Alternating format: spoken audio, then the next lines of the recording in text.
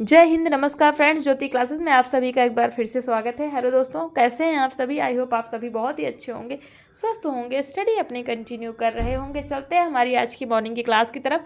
सभी को सुप्रभात, गुड मॉर्निंग। देखते हैं आज के दिन क्या है कुछ खास। तो फ्रेंड्स, आज हो गया 11 मई। 11 मई की हिस्ट्री हम एक बार देख लेते हैं। वैसे तो बहुत सारी घटनाएं आज के दिन घटी हैं, बट हमेशा की तरह हम कुछ इंपॉर्टेंट पॉइंट्स को कवर करते चलिए फटाफट करके एक एक पॉइंट को हम देख लेते हैं।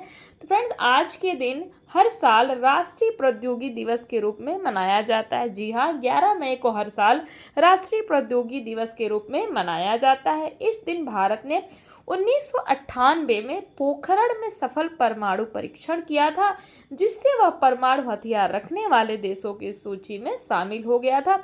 इसीलिए हर साल 11 मई को राष्ट्रीय प्रौद्योगिकी दिवस के रूप में मनाया जाता है। तो ये तो हमने देखा आज के दिन जो पहला हमारा इम्पोर्टेंट पॉइंट था वो।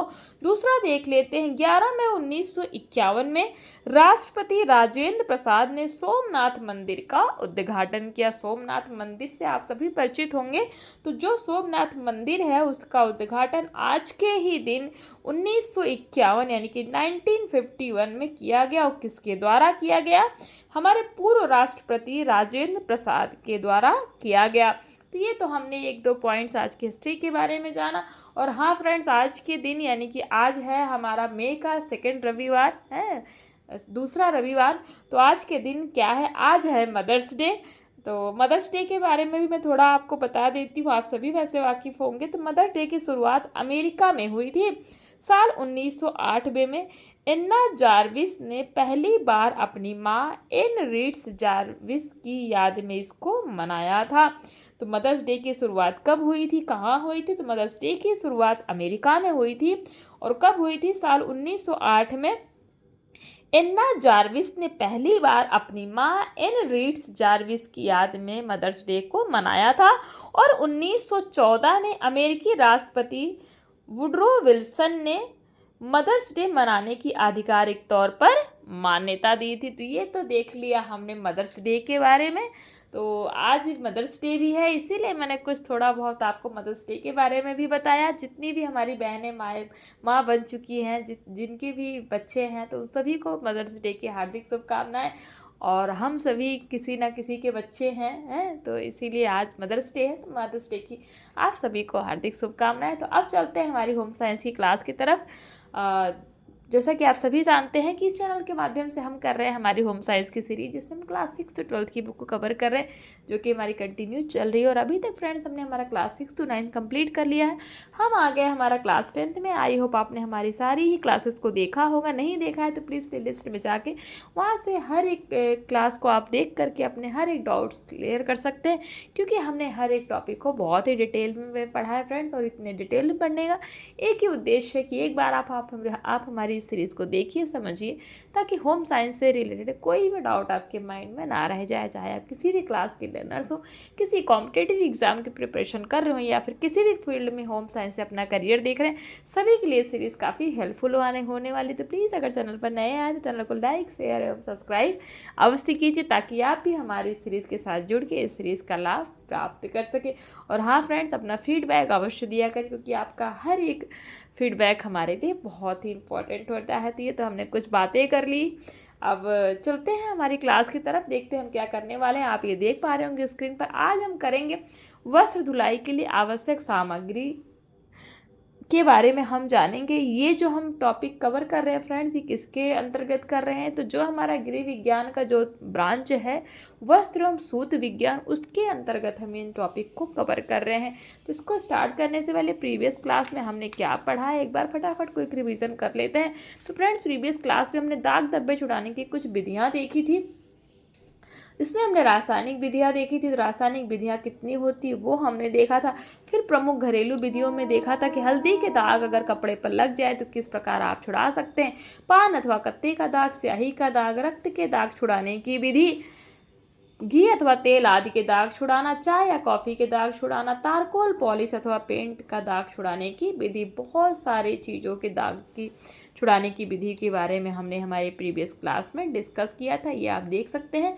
और कुछ हमने आपको क्वेश्चंस दिया था एज अ होमवर्क के रूप में, आई होप आपने इनको भी सॉल्व किया होगा। तो ये तो थी हमारी प्रीवियस क्लास कि हमने विभिन्न तरीके से घरेलू विधियों द्वारा किस तरीके से दाग धब्बे हम छुड़ा सकते हैं, इनके बारे में हमने पढ़ा था। अब चलते हैं आज की क्लास की तरफ, देखते हैं।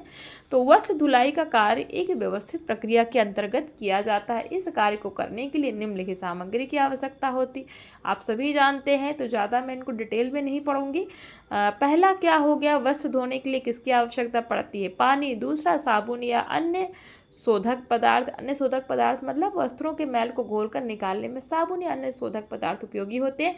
धोबी द्वारा वस्त्रों की धुलाई के लिए रेह मिट्टी का प्रयोग किया जाता है। कुछ वस्त्रों की धुलाई में रीठे के सत्व का भी उपयोग किया जाता है। वर्तमान समय में विभिन्न प्रकार के साबुन या डिटर्जेंट उपलब्ध है जिनका उपयोग सरलता से किया जा सकता है। अब कोई रेह मिट्टी का प्रयोग ऐसे नहीं करता है, ये तो पहले के समय में लोग करते थे, तो ये इसलिए इन्होंने दे रखा है, तथा इनके प्रयोग से वस्त्र अच्छी प्रकार से साफ हो जाते हैं। तीसरा जो हम प्रयोग करते हैं किसका, वस्त्र धुलाई के लिए, नील श्वेतक तथा कलफ का। ये कहाँ प्रयोग होता है देख लेते हैं। जब सफ़ेद सूती वस्त्रों का प्रयोग लगातार किया जाता है तो उनमें पीलापन आ जाता है। पीलेपन को दूर करने के लिए नील का प्रयोग किया जाता है। वस्त्रों को कड़ा एवं चमकदार बनाने के लिए धुलाई के पश्चात उनमें मोम, गोंद या अरारोट आदि का कलफ लगाया जाता है। नंबर 4 है टब या बाल्टियाँ। अब टब या बाल्टियों का प्रयोग हम क्यों करते हैं ये आप जानते ही हैं। नंबर 5 है सिंक। इसके प्रयोग से कपड़े धोने का कार्य सरल हो जाता है। सिंक में साफ पानी गिरने एवं गंदा पानी बाहर निकालने के लिए उचित प्रबंध होना चाहिए। सिंक की सामान्य ऊंचाई होनी आवश्यक है ताकि धुलाई का कार्य आसानी से हो सके। नंबर 6 साबुनदानी और मग।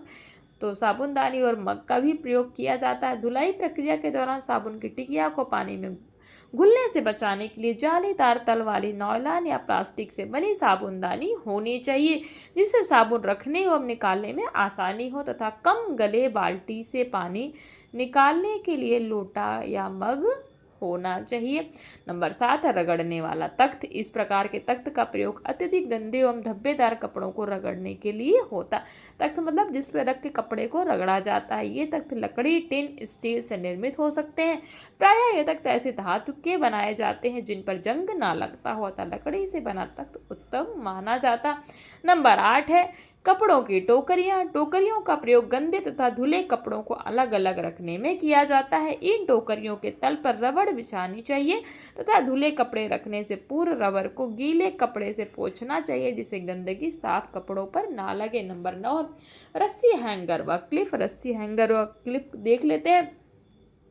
वस्त्रों की धुलाई के बाद उन्हें सुखाना पड़ता है जिसके लिए रस्सी, हैंगर व क्लिप की आवश्यकता पड़ती है। रस्सी प्लास्टिक या जंग रोधी लोहे की होनी चाहिए। कपड़ों को जमीन पर गिरने से बचाने के लिए इन पर क्लिप लगाना चाहिए। कोट या शर्ट को सुखाने के लिए हैंगर का प्रयोग भी किया जा सकता है। वर्तमान में कपड़े सुखाने के लिए बाजार में विभिन्न प्रकार के स्टील स्टैंड भी उपलब्ध है। तो ये तो हमने देखा कि वस्त्र धुलाई के लिए आवश्यक सामग्री कौन कौन सी होती है। फ्रेंड्स, आप इन सभी सामग्री से सभी अच्छी तरह से परिचित हैं, बट इनको मैं डिटेल में, मैंने आपको क्या बोला कि हम इतना डिटेल में इसीलिए पढ़ते हैं कि हमें हर एक चीज़ पता हो। क्या पता हम इससे कुछ नया सीख जाएं जो कि हमें इनमें ना पता हो। तो इसीलिए अगर चाहें तो हम इनको ना भी पढ़ सकते हैं क्योंकि सभी को पता है कि बस धुलाई के लिए कौन कौन सी सामग्री का प्रयोग होता है, बट फिर भी आपको डिटेल में पढ़ना चाहिए। उसमें से कुछ भी नया जैसे निकल के आए आप उसको अच्छे से समझ सकते हैं।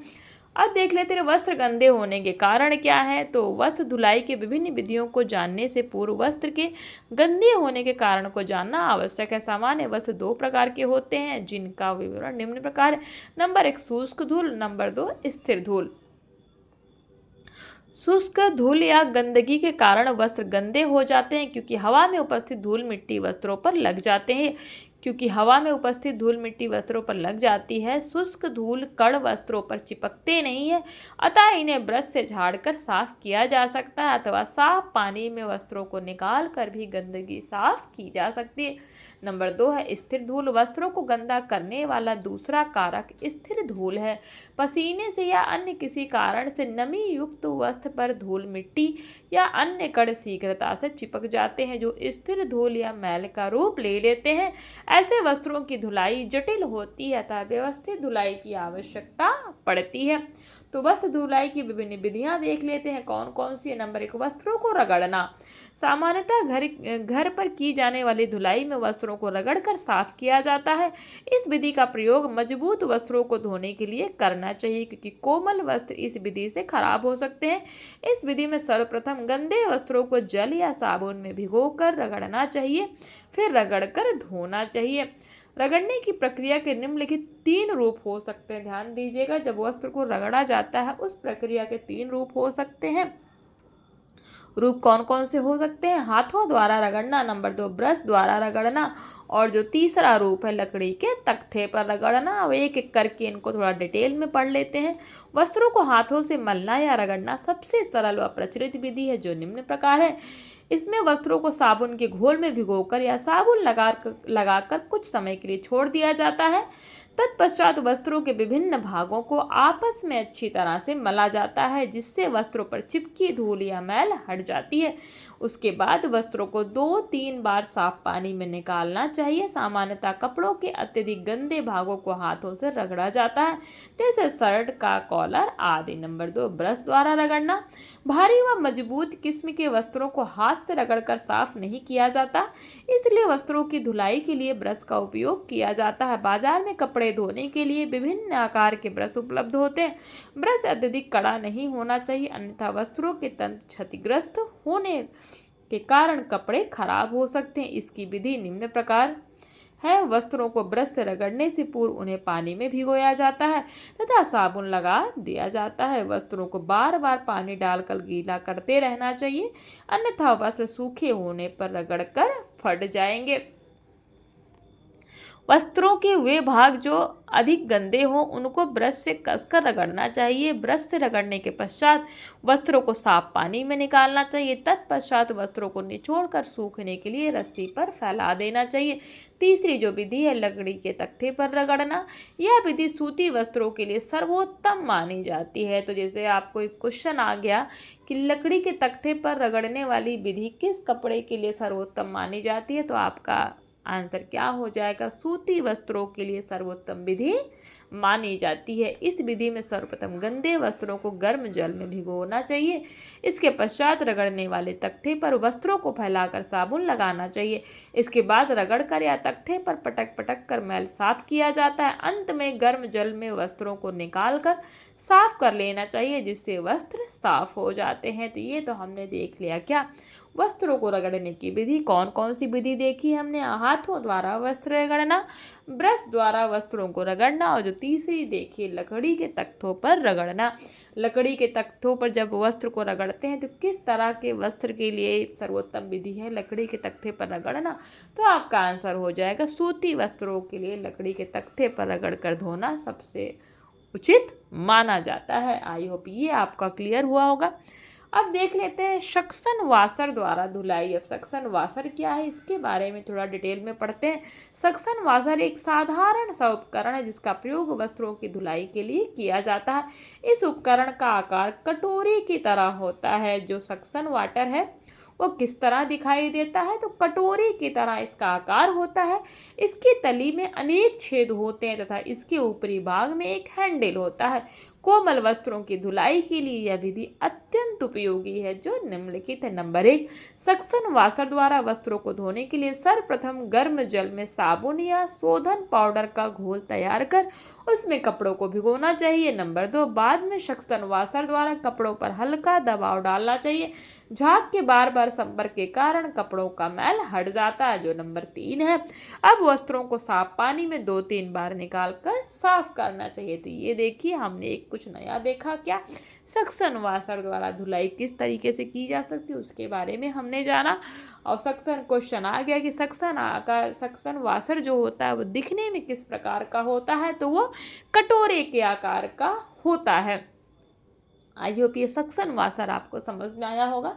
तीसरा देख लेते हैं कपड़े धोने की मशीन द्वारा धुलाई। एक तो सक्शन वाशर द्वारा धुलाई देख लिया हमने, कपड़े धोने की मशीन द्वारा धुलाई देख लिया। हम देख रहे हैं ना वस्त्र धुलाई की विभिन्न विधियां की विभिन्न तरीके से अलग अलग तरीक़ों से किस प्रकार से वस्त्र धोया जा सकता है। तो हमने पहला क्या देखा, वस्त्रों को रगड़ कर आप वस्त्र धो सकते हैं।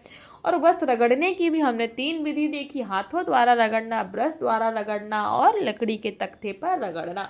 फिर जो दूसरी विधि देखी हमने, सक्शन वाशर द्वारा कपड़े धुले जा सकते हैं, उसके बारे में हमने देखा। तीसरी विधि हम देखते हैं कपड़े धोने की मशीन द्वारा, जो कपड़े धोने की वॉशिंग मशीन आती है उससे भी वस्त्र धुले जाते हैं। फटाफट देख लेते हैं। वर्तमान समय में कपड़े धोने की अनेक प्रकार की मशीनें बाजार में उपलब्ध हैं, जिनके द्वारा वस्त्रों को रगड़ने, मसलने व सुखाने का कार्य आसानी से किया जाता है। यह मशीन गृहिणी की बहुत सहायता करती है, जिससे समय एवं श्रम की बचत होती है। यह मशीन विद्युत चलित होती है, जिसकी प्रक्रिया निम्नलिखित है। नंबर 1, सर्वप्रथम मशीन में पानी डालकर उसमें डिटर्जेंट मिलाकर घोल बना दिया जाता है, फिर वस्त्रों को मशीन में डालकर उसको चला देते हैं। नंबर 2, 4 से 5 मिनट में मशीन सभी कपड़ों को रगड़कर मसलकर साफ कर देती है। नंबर 3, अब साफ पानी में कपड़ों को पुनः धोया जाता है, उसके बाद कपड़ों को मशीन के दूसरे बॉक्स में डालकर निचोड़ दिया जाता है। तो ये तो हमने देखा कि मशीन द्वारा किस तरीके से कपड़े धुलाई किए जा सकते हैं। तो ये देखिए, ये जो आती है ना एक तरह से नॉर्मल वॉशिंग मशीन आती है या जो सेमी ऑटोमेटिक मशीन होती है, उसके बारे में इन्होंने बताया है। ये होती है ना फुली ऑटोमेटिक मशीन, उसमें क्या करते हैं हम, उसमें तो कपड़ों को मशीन के दूसरे बॉक्स में भी डालने की आवश्यकता नहीं होती है। उसमें तो बस आप कपड़े डालिए और डाल के मशीन ऑन कर दीजिए, वो धुल के सुखा के अपने आप ही वो ऑफ हो जाता है। तो आज के समय में ऐसी मशीन भी हम प्रयोग करते हैं। किसके घर में फुली ऑटोमेटिक है तो आप सभी उससे अवगत होंगे, जिसके बारे में ये मैं फुली ऑटोमेटिक का बात इसलिए कह रही हूँ क्योंकि आपको उसके बारे में भी पता होना चाहिए। इन्होंने नॉर्मल मशीन के बारे में डिटेल में दे रखा है। तो अब देख लेते हैं सावधानियां। मशीन द्वारा धुलाई में निम्न सावधानियां रखनी आवश्यक है।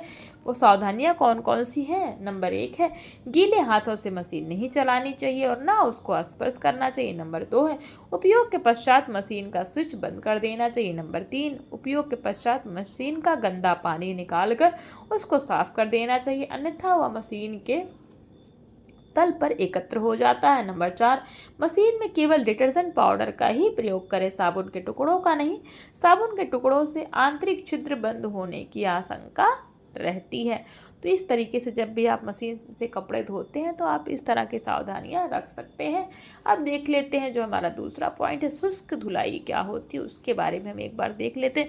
शुष्क धुलाई कपड़े की एक ऐसी विधि है जिसमें जल या पानी का बिल्कुल भी प्रयोग नहीं किया जाता। शुष्क नाम से ही सूखा मतलब विदाउट वाटर आप धुल रहे हैं कपड़े को, तो जल के स्थान पर अन्य द्रव्य व तरल पदार्थों का प्रयोग किया जाता है। यह विधि अन्य विधियों से जटिल होती है, इसलिए इसका प्रयोग मुख्यतः व्यावसायिक स्तर पर ही किया जाता है। अतः व्यावसायिक स्तर पर कार्यरत व्यक्तियों को ड्राई क्लीनर्स के नाम से जाना जाता है। तो ध्यान दीजिएगा, जो शुष्क धुलाई होती है वो क्या होती है? ड्राई क्लीन जिसको हम कहते हैं। तो ड्राई क्लीनर के नाम से हम शुष्क धुलाई को जानते हैं। जो यानी कि जो शुष्क धुलाई करते हैं उन व्यक्तियों को हम क्या कहते हैं? Dry clean. बोलते हैं ना कपड़े को ड्राई क्लीन करना है, तो ड्राई क्लीन करने वाला व्यक्ति कौन है? Dry cleaners. और ड्राई क्लीन होता क्या है? जो हमारी शुष्क धुलाई होती है जिसमें पानी और का प्रयोग बिल्कुल भी नहीं किया जाता है। शुष्क धुलाई में किसी विलायक द्वारा वस्त्रों का मैल घोलकर अलग किया जाता है, जिससे गंदगी स्वतः ही पृथक हो जाती है। कुछ प्रमुख विलायक पेट्रोल, बेंजीन अथवा कार्बन टेट्रा क्लोराइड का उपयोग शुष्क धुलाई में किया जाता है। अगेन मैं रिपीट करूंगी, ध्यान दीजिएगा।